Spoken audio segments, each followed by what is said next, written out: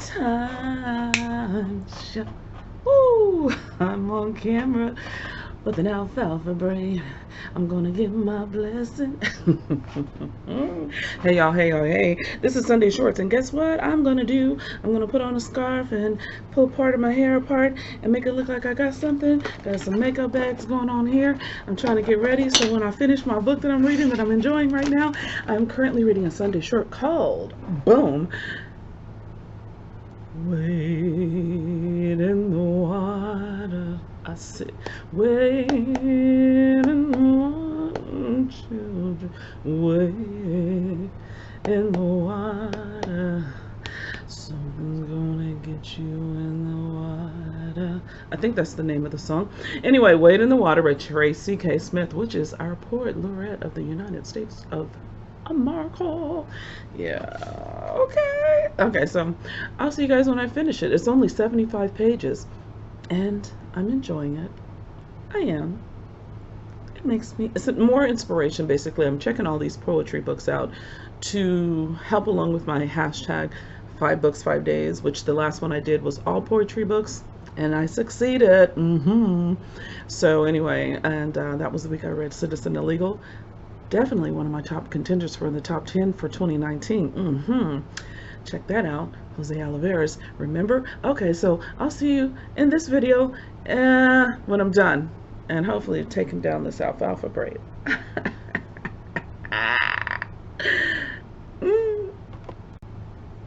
The angels, two, slung themselves across chairs, once in my motel room, grizzled in leather biker gear.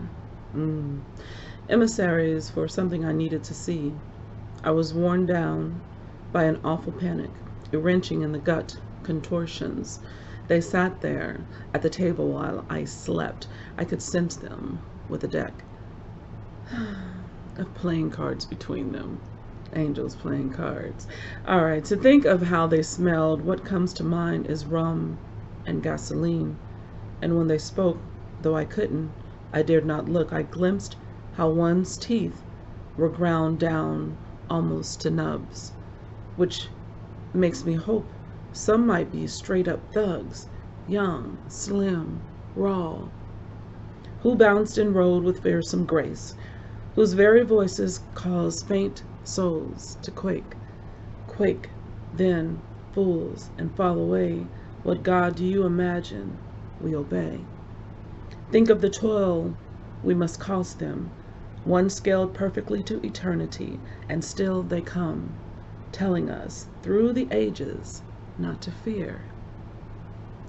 Just those two, that once and never again for me since, though there are there, sightings, flashing hints? Wade in the water, for the Geechee Gullah ring shelters.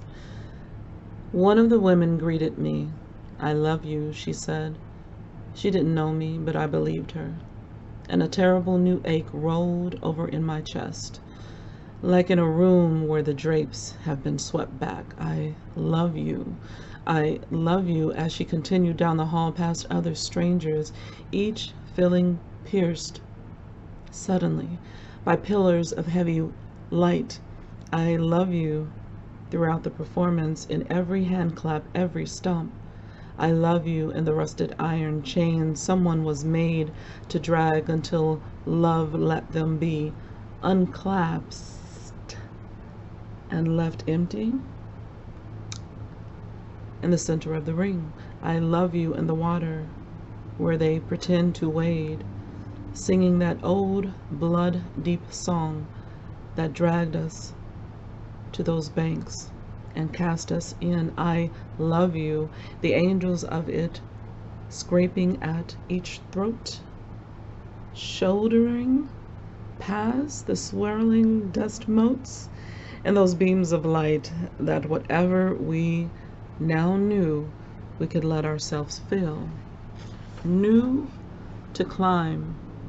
Oh woods, oh dogs, oh tree, oh gun, oh girl, run, a miraculous many gone. Oh Lord, O Lord, is this love the trouble you promised? Unwritten. Neither do I think it would at all promote the slave's interest to liberate him in his present degraded state. Letter from Mary Jones to Charles Colcott Jones, 24th of November, 1829. Much as I should miss the mother, I am persuaded that we might come to some understanding about a change of investment. I do not wish to influence you in the least degree beyond your own convictions, nor to have you subjected to inconveniences. In parentheses, the loss of the services of a servant is great, but for our own good, we have to answer for all that has happened. Please, all. Who is this Mary Jones and Charles Colcock Jones from the 24th of November, 1829, in letters? I want to know. Let me look it up. Charles Colcock Jones. According to Wikipedia, Charles Colcock Jones Sr. was a Presbyterian clergyman, educator, missionary, and planter of Liberty County, Georgia. Okay. Born December 20th, 1804, Liberty County, Georgia. March 16th, 1863, Liberty County, Georgia. He died. Resting place in Midway Cemetery. Are there books? Yes, there are books. Charles Colcock Jr., politician. Let's see here. The history of Georgia, the religious instruction. All these things come up.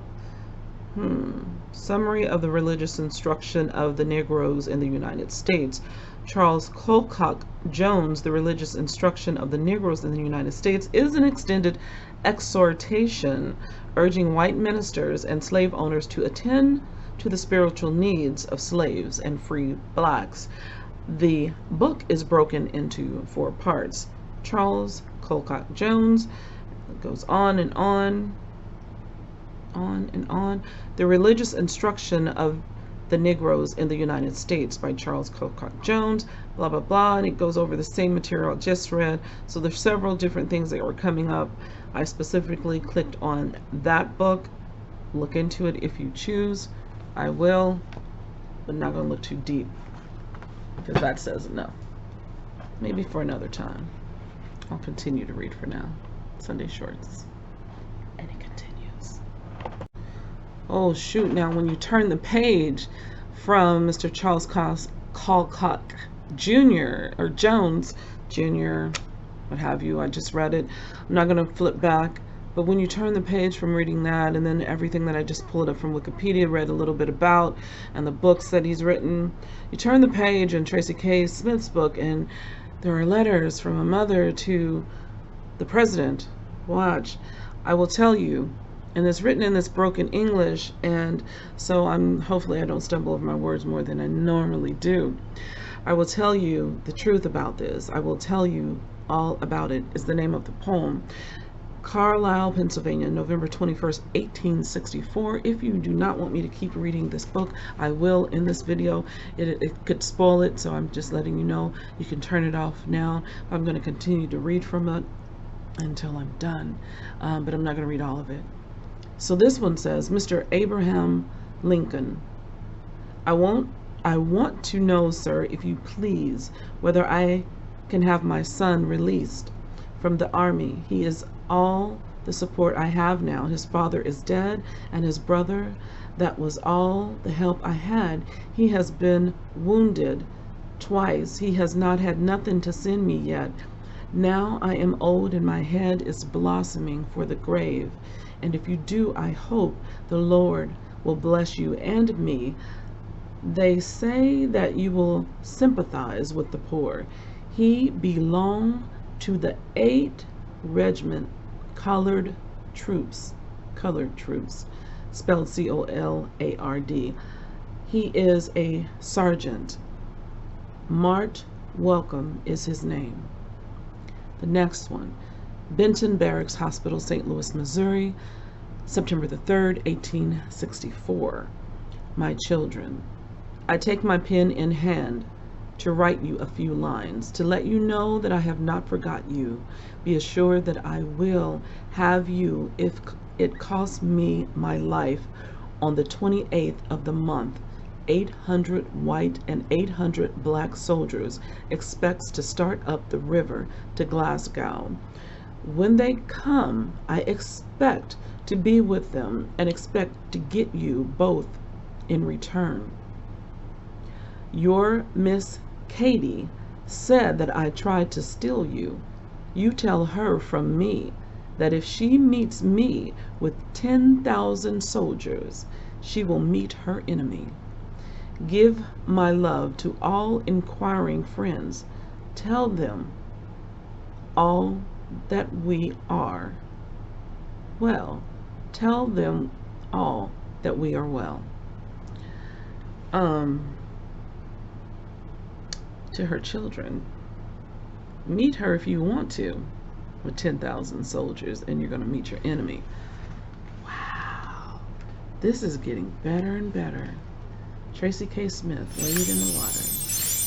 That the colored men fighting now are fairly treated. You ought to do this, and do it at once.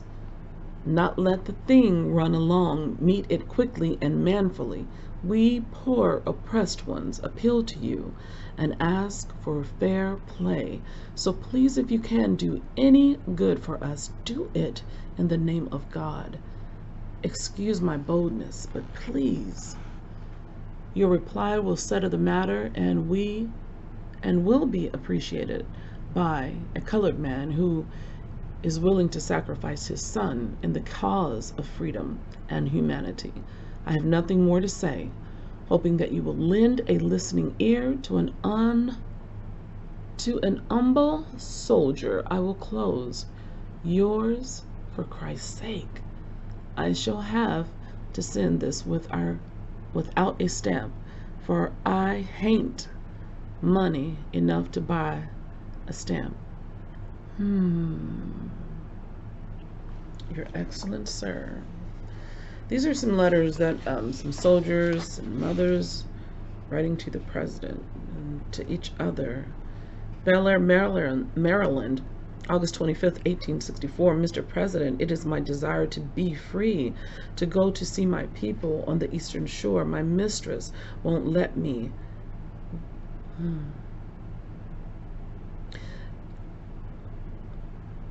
You will please let me know if we are free and what I can do. All right, so there's one in here that doesn't have a title. It kind of just starts with telling, sorry about this swipe over, whatever. This one is just, it tore me down a little bit. Yeah, I like literally, I've been having these deep conversations with my son about life and spirit, and the relevance of mankind's findings and all these things that we think that of God and man and our rights and wrongs that we do, and just life in general. So we have some really good conversations. He's reading, or has read, the brothers Karamazov, don't quote me the name, and just Dostoevsky. I can read it and say it when I see it. That is not the point of this particular discussion. I want to talk about this darn poem in this book. This book starts off just nice kind of poetry, nice. Okay, this is okay, this is good. And she's the poet laureate Tracy K. Smith, and this is nice, and I like this one, and I read a couple that I liked from the beginning, and then it gets into the 1800s and the slavery, and yeah, and the poem I read, but this one I won't read it to you. I just wanted to stop and let you know what I was feeling at this particular time, because I'm taking this time of day this afternoon to do my Sunday short on video, just a reading vlog, and I'm telling you, I'm just shut up.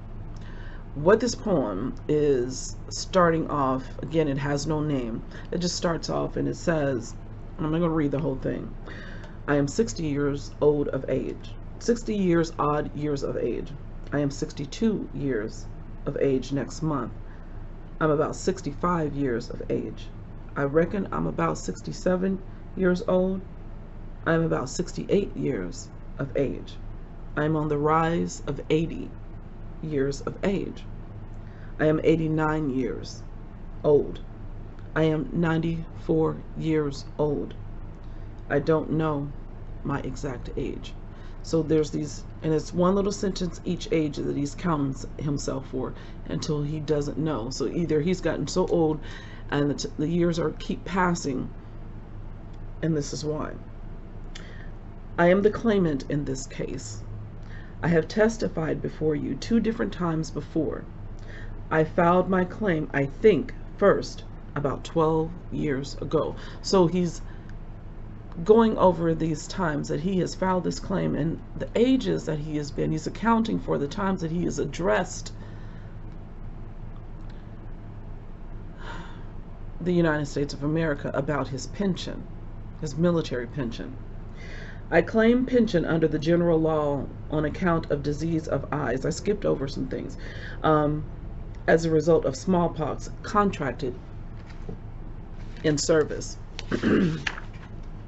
It goes on, the varicose veins came on both of my legs soon after war, and sores were there when I first put in my claim. Goes on, I was a man stout and healthy and over 27 years of age when I enlisted. Goes on, I was a green boy right off the farm and did just what I was told to do. I went on to enlist and the recruiting officer said to me, your name is John Wilson. I said, no, my name is Robert Harrison. But he put me down as John Wilson. I was known while in service by that name. It goes on, I cannot read or write. I do not know how my name is spelled when I was enlisted, nor do I know how it is spelled now. I always signed my name while in the Army by making my mark. I know my name by sound. My mother said after my discharge that the reason the officer put my name down as John Wilson was he could draw my bounty. And it goes on. And then it starts going into all these different names. And my mother told me my name was John Barnett, but was my father. My mother was Mary Eliza Jackson, and my father. So he's tracing so that you guys can, he's trying to prove to the government who he is by way of his family line to get his pension, his rightful pension. And it made me think about so many veterans that you see on the streets that are mentally ill, who are deemed mentally ill, and they picked up a lot of this from the war, the PTSD and so forth and so on, and they constantly fight wars on the sidewalks of America, talking to themselves, looking at us, thinking that the government is coming to get them. I remember being in junior high, and my junior high school history teacher had 4 veterans come in and speak to us in our class. One was my neighbor, Charlie, rest in peace, beautiful spirit, a beautiful black man, and the other 3 were white men. And all 3 white men, when my teacher asked, after they told us their stories of Vietnam and what it did to them in the war and how they were treated when they came back home, ill-treated when they came back home to America, my teacher asked them, would you serve again? He went down the line, and the 3 white men was like, never. They would never serve in the United States military because of the way that the military treated them when they got home. They're toy soldiers, and they get discarded, and they don't get their pensions. The VA gives them problems, this, that, and the other. And the black man was like, I would serve again for my country. And I'm thinking, and it makes me think of even the book Up From Slavery, and how Booker T was talking about the first slaves that were free at the time. How that feeling of being indebted to their masters, to this soldier that spoke to us in the classroom, indebted to his country, to this man trying to get his just due, to the service that he gave for his country, and someone trying to take that from him. He's not being belligerent and rude. He's not cursing. He's not doing anything in these letters that he's addressed the country for so many years. You know, parents, we are taught by our parents to take care of our own. And if all of us, our parents included, every single last citizen, is taught this, to take care of family, to take care of our own, why isn't the country taking care of us? Wade in the Water, Tracy K. Smith, Sunday Short. I'm going to continue on reading. I'm not there yet. I'm not there yet. And we are done with it. We're finally done with our, I'm not say finally, it was very short. It's 75 pages of Wade in the Water by Tracy K. Smith. I enjoyed it. I hope that you enjoyed this video. This is hashtag Sunday Shorts. If you would like to do your own version of a hashtag Sunday Shorts video, please do. I tag you who are watching, and you who are sharing, you who are liking and thumbsing up this video, and you who are speaking to me in the comments below, and especially you, Frenchie D, who said that I should do a video like this every Sunday. Unfortunately, I cannot promise that I will do a video every Sunday. I think you have a really good idea for me to do it every Sunday. That would be cool. I will try to commit, is all I'm going to say, is I will try, because it is fun to do. It's fun to read a book and then tell you about it, and then sometimes, unfortunately, my mood is in a mood to read a book and not tell anybody about it. And so I will keep this up as long as I possibly can, which is probably always. It just won't be a video every single Sunday about it. If I can do one next Sunday, I think it would encourage me to maybe do on the following Sunday and the following Sunday, but then I say that now, and then something else is going to happen. Like, I just took off and went to Amarillo that Sunday. I was supposed to do another hashtag Sunday Short. So thank you for watching. Goodbye. God bless. I am actually putting some books in order, and I'm making a video about that, possibly. Talk to you guys later. Hashtag Sunday Shorts. Wade in the Water. Oh, before I go, I do want to wrap up, since I was reading some of this during the video. I wanted to say that she did keep that vein of kind of going from, you know, subject to subject, right? In the beginning, it started with this poem that was kind of, let me just go back. It's called The Angels, so it was kind of spiritual, and then Wade in the Water being a spiritual song. So after it went through this history, and then it got back to some more personal type of poetry. But there was one that I said, oh, she's going back and weaving it to the beginning, to this kind of spiritual element that she alluded to in the beginning. Well, then it gets very personal. Most of the poems at the end are just like her upbringing, talks about her mother, and then it kind of abruptly ends. So this is a good selection of poetry, specifically that parts 2 and 3. There's like 4 parts in here, I believe. The 4th one, after that, it goes into the notes, and there's a lot of good information in the notes about those letters that I was reading. And yeah, so okay, let me go to it, and I'll just quickly tell you a little bit about what I'm talking about. So in the note, she has Hill Country is for Bill Johnson and so forth, and Declaration is an erasure poem drawn from the text of the Declaration of Independence. So she has each little section in here. Once I began reading these texts, it became clear to me that the voices in question should command all of this space within my poem. So she's talking about this certain text that I was reading over, the part that kind of got to, not kind of got to me, that did get to me. And it goes on and on about the letters from Mrs. Jane Welcome to Abraham Lincoln. That letter, she notes November 21st, 1864, and so on. So it's got a list of the letters and the years and so forth and who wrote them. And I think this is a really good collection, especially for sections 2 and 3. Bye, guys. Hashtag Sunday Shorts. Get into it. Do your own. Tag me so I can watch it. Bye.